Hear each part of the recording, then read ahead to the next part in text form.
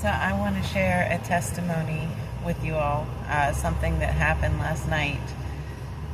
And I pray it blesses you, that you understand the faithfulness of our God as Redeemer and Deliverer, as El Rohi, the God who sees.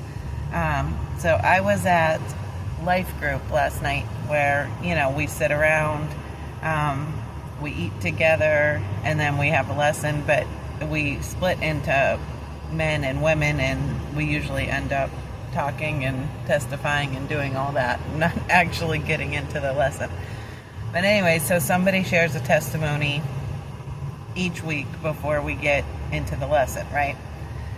So this guy got up and he talked about how much he had missed, because for quite a few years when he was a teenager, he would go in this cycle where he ended up actually in the mental hospital, struggling with suicidal tendencies, right? So he shares that and shares how God redeemed it and, a little bit more of his story. And then we break up into groups, and there's a lady there that I never saw before, 8 of us in the group.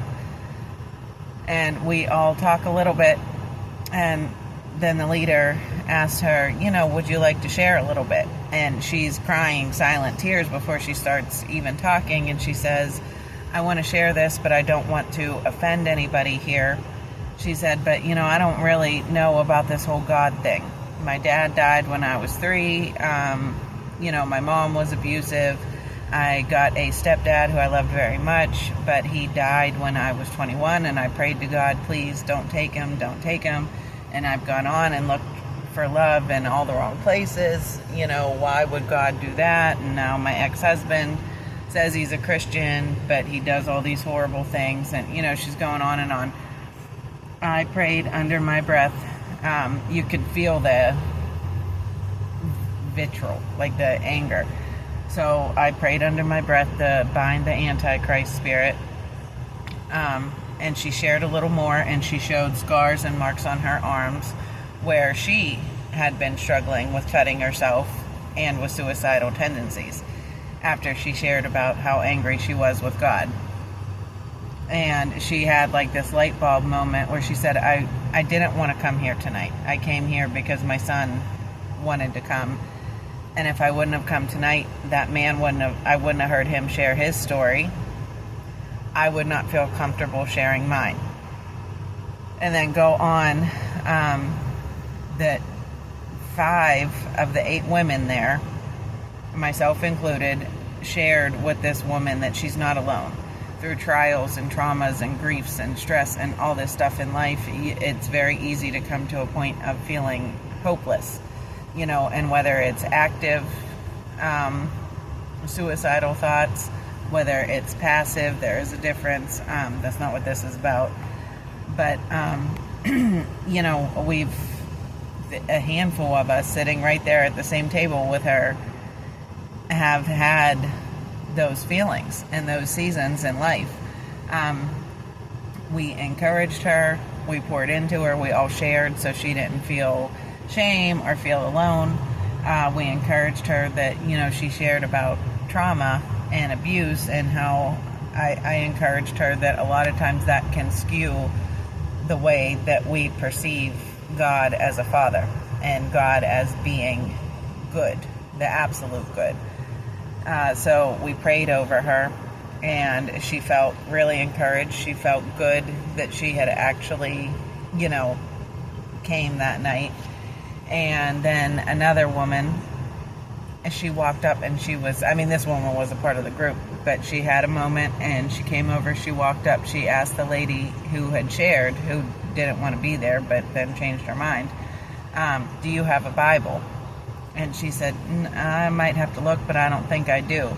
And she said, God told me to give you mine. And this woman is crying like she might as well be handing over her child to a stranger, as she's taking her personal things out of, her Bible to give to her. And the woman kept saying, are you sure? Are you sure you want to give this to me? And she's saying, yes, the Lord, He told me to. He told me to. And I piped up and I said, I bet you there's something highlighted in there that is going to break open the floodgates of his love for her, and it's going to change her whole perception. And the woman who was relinquishing her Bible as a gift said, that's exactly what he told me. There's going to be something in there that I've already highlighted through my struggle that she's going to find, and it's going to be for her.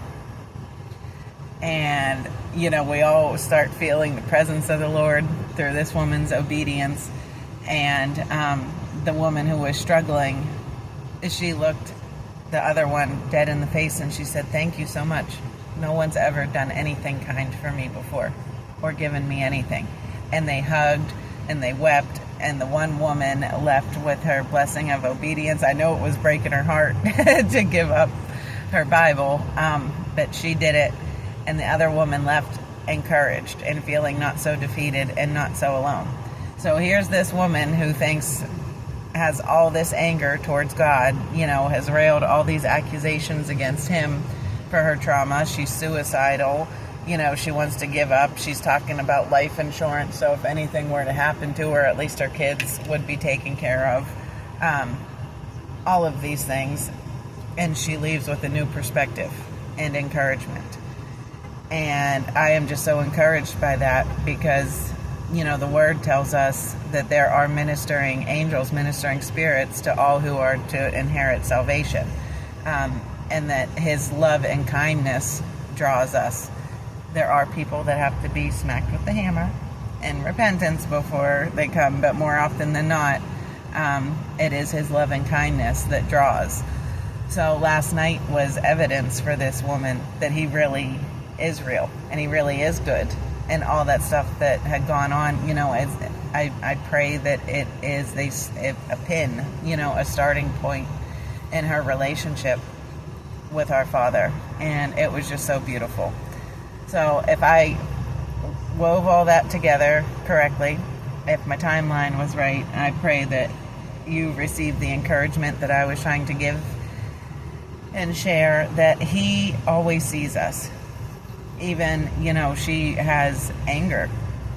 She has loss and grief and stress and all this, and she has allowed it to come in between her and God, but he didn't allow it to come in between them. And he moved on her behalf last night, from leading her there on that specific night to that one guy that they picked to give his, short testimony that night, to her being at a table with 5 other women who have also felt the same pangs of grief and trauma and, hopelessness and despair and all of that, to where we could all share, to the woman that gave her the Bible, just so much. So our Father is faithful, and I promise you, no matter what you're going through, even when you look away from him, he is still looking after you.